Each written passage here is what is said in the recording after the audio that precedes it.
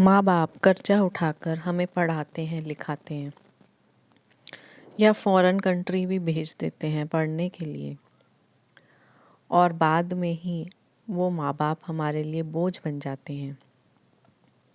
नमस्कार दोस्तों, इस चैनल के द्वारा मैं अपने दिल की बात आप तक पहुंचाती हूं। जो भी मैंने पढ़ा लिखा सोसाइटी में देखा, आपके साथ विचार इस चैनल के द्वारा पहुंचाती हूं। कल देखिए मैंने एक लेख पढ़ा जिसमें बहुत ही इमोशनल लेख था। पता नहीं आप अपने साथ उसको कनेक्ट कर पाएंगे कि नहीं, पर कोशिश करूँगी कि वो ही इमोशंस के साथ आपको सुना पाऊँ। एक माँ ने कर्जा उठाकर अपने बेटे को बाहर भेजा। वो कई सालों बाद वहाँ से आ रहा था। वो बहुत खुश हुई कि आज मेरा बेटा वापस आ रहा है, मिलने आ रहा है मुझसे। खुश होकर उसने कई तरह के पकवान बनाए। उसने वहीं पर अपनी शादी कर ली थी, 2 बच्चे भी थे। जब वो वापस आया, उसकी माँ ने उसको बहुत प्यार दुलार किया, गले लगकर उससे बहुत रोई। उस बेटे ने कहा, माँ मैं तुम्हारे लिए कुछ लेकर आया हूँ। पर माँ तो माँ ही है, उसको सामान से कोई मतलब नहीं। उसका बेटा उसकी आंखों का तारा उसके सामने है, वही सबसे बड़ी बात है। वो कहने लगी, नहीं बेटा बाद में देखेंगे, पहले तुम बैठो, मुझसे बातें करो, देखो मैं तुम्हारे लिए क्या क्या बनाया है। 2-3 दिन बीत गए। वो अपने बेटे पर खूब दुलार उसने लुटाया। 2-3 दिन कुछ दिनों बाद उस बेटे ने अपनी माँ से कहा, माँ तुम अकेले यहाँ क्या करोगी, तुम हमारे साथ मेरे साथ बाहर चलो। उस माँ ने कहा, बेटा मैं इस ज़मीन इस घर को नहीं छोड़ सकती, मेरा अब यहीं मन लगता है। उसने कहा, माँ अब तुम बूढ़ी हो रही हो, अब तुम अकेले नहीं रह पाओगी और वहाँ पर तुम्हारे पोता पोती हैं, तुम वहाँ पर खेलना उनके साथ, आपका मन लग जाएगा। तो उसकी माँ ने कहा, ठीक है बेटे जैसे तेरी मर्जी। जो उसके पास एक घर बचा था, एक छत थी, वो बेटे ने बेच दी और उसको लेकर वो एयरपोर्ट चला गया। एयरपोर्ट की एंट्री गेट पर ही उसने बिठा दिया अपनी माँ को और कहने लगा, माँ मैं अभी आ रहा हूँ, तुम यहीं बैठो और मेरा इंतज़ार करो। उसने कहा, ठीक है बेटे तुम जाओ। 1 घंटा हो गया, 2 घंटे हो गए, 3 घंटे हो गए, पर वो वापस नहीं आया।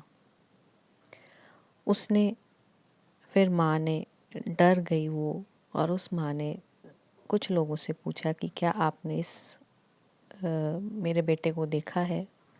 उसकी तस्वीर दिखा दिखा के पूछने लगी। सब ने कहा कि नहीं हमने नहीं देखा। कुछ देर बाद ही वहाँ पर कुछ लोग आते हैं और उनसे कहते हैं, माँ जी आप चलिए हमारे साथ। वो कहती है कि आप कौन। वो कहती है कि आपके बेटे ने हमें कहा है कि आपको लेके जाएं। माँ ने कहा, नहीं मैं तो अपने बेटे के साथ ही जाऊंगी। वो कहते कि माँ जी हम ओल्ड एज होम से हैं, आपको हम लेने आए हैं। उस माँ के मन को बहुत धक्का लगा, पर फिर भी 1 मिनट में उसने अपने आप को संभाला और सोचने लगी और रोने लगी। तो उन लोगों ने पूछा, माँ जी आप क्यों रो रही हो। उन्होंने कहा, मुझे लगता है मेरे बेटे पर कोई मुसीबत होगी, ज़रूर बहुत बड़ी, तभी वो इतना बड़ा कदम उठा के गया। उसको बहुत ज़्यादा पैसों की ज़रूरत होगी, तभी उसने इतना बड़ा कदम उठाया। वो डायरेक्टली शायद मुझसे नहीं बोल पाया कि माँ मुझे पैसों की ज़रूरत है, अब जब उसका फ़ोन आएगा या वापस आएगा तो मैं उससे पूछूंगी, बेटा कि तेरी क्या मजबूरी थी, हम मिलकर सॉल्व करते, तो ऐसे क्यों चला गया बेटा। ये कहानी मुझे कहीं तक छू गई कि देखो माँ इतना बड़ा धोखा खा कर भी हमें कभी बद्दुआ नहीं देती। एक माँ ही वो इंसान है जो अपने बच्चों के लिए मरते दम तक बस बच्चों की खुशी मांगती है भगवान से, अपने लिए कुछ नहीं मांगती। उसके बच्चे ने क्या खाया, उसके बच्चे ने क्या पिया, यही देखकर वो जी जाती है। बचपन में ज़बरदस्ती हमें खिलाती है और कहती है कि बेटा तुम जल्दी खाओ, पूरा फिनिश करो, और उस जब प्लेट खाली देखती है ना अपने बच्चे की, तो पूरा उसका वही पेट भर जाता है। किस तरह से माँ बाप जब वो बूढ़े हो जाते हैं हमारे लिए बोझ बन जाते हैं।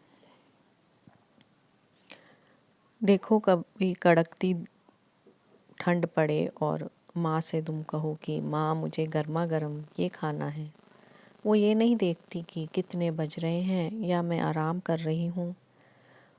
वो जल्दी से उठकर रजाई में से हमारे लिए कुछ बना कर लाएगी। वो कभी नहीं चाहेगी कि उसके बच्चे भूखे सोएं। आज भी मैं जब अपने घर जाती हूँ तब मैं अपनी मम्मा से कहूँ कि मम्मी मुझे ये खाना है, मुझे ये बना दो, तुम्हारे हाथ की ये दाल सब्जी मुझे बहुत याद आती है। वो नहीं देखती कि वो सो रही हैं या कुछ भी, वो मेरे लिए बना कर देंगी आज भी। और वो इतना खुश होती हैं कि जैसे पता नहीं उनको मैंने क्या कह दिया, उन्हें क्या मिल गया। बड़ी खुशी खुशी मतलब बिल्कुल मन की खुशी कह लो ना, उस तरह से वो बनाती हैं वो खाना कि पता नहीं उनके बच्चे ने उनसे क्या मांग लिया। इतना खुश होकर खाना बनाती हैं वो। मेरी दादी जब जिंदा थी और काफ़ी वृद्ध हो चुकी थी, जब भी मैं घर जाना तो कई बार कह देना कि दादी आपकी वो डिश मुझे बड़ी अच्छी लगती थी। वो कहती थी अभी रुक, अभी बना कर दूँगी। मैं कहती नहीं आप अब नहीं बना पाओगी। नहीं नहीं, तू कौन सा रोज़ रोज़ आती है। उठ कर बनाती थी चाहे उनको कितने भी घंटे लग जाएं।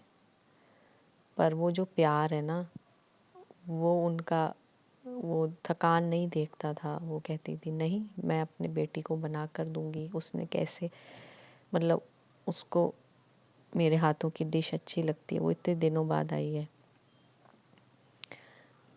और यही जब ये बूढ़े माँ बाप बूढ़े हो जाते हैं हमारे माँ बाप, और यही सब कुछ अगर वो कहें तो हम टाइम देखने लग जाते हैं कि हमारे पास तो टाइम ही नहीं है।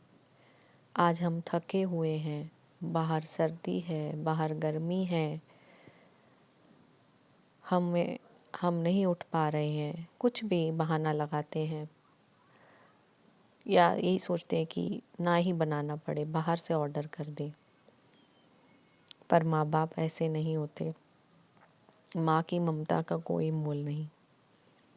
अपने माँ बाप को रोज़ हमें फ़ोन करना चाहिए, चाहे आप दूर हो, नहीं मिल पा रहे हो, दिन में ज़रूर एक टाइम निकालिए, अपने माँ बाप को कॉल करिए। वो आपकी आवाज़ से ही ज़िंदा हो जाते हैं। कई बार मजबूरियाँ दूर ले जाती हैं, नौकरी की वजह से हमें दूर जाना पड़ता है। हम लोग फिज़िकली तो दूर हो जाएं, पर मन से अपने माँ बाप को कभी दूर ना करें। जब भी टाइम मिले माँ बाप के पास हमें रुकना चाहिए आकर।